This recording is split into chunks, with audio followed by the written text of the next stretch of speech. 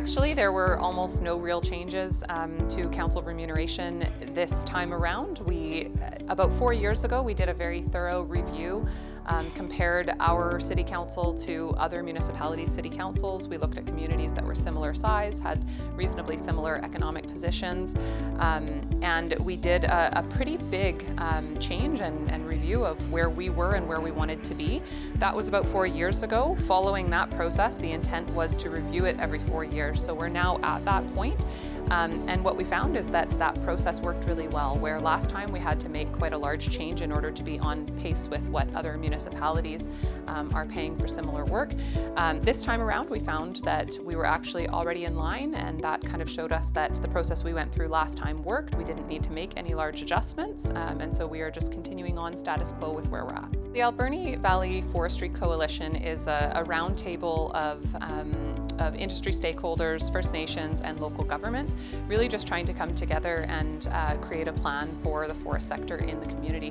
While we have transitioned quite a bit of our economy from the forest sector to other areas of our economy, I think we recognize that the forest sector still does and always will, we hope, contribute quite significantly to the local economy in Port Alberni.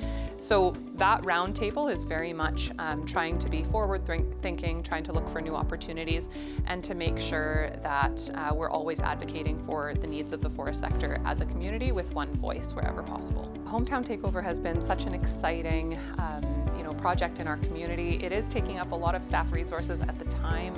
Of course, there's been a lot of communications work, a lot of planning work. Permits need to be issued for all of the projects reviewed, etc. So it has been, a big, not burden on the city, but a large amount of time for our municipal resources. But that said, we recognize that it is just a huge opportunity for us. And we are very much working on what does the next phase of this look like.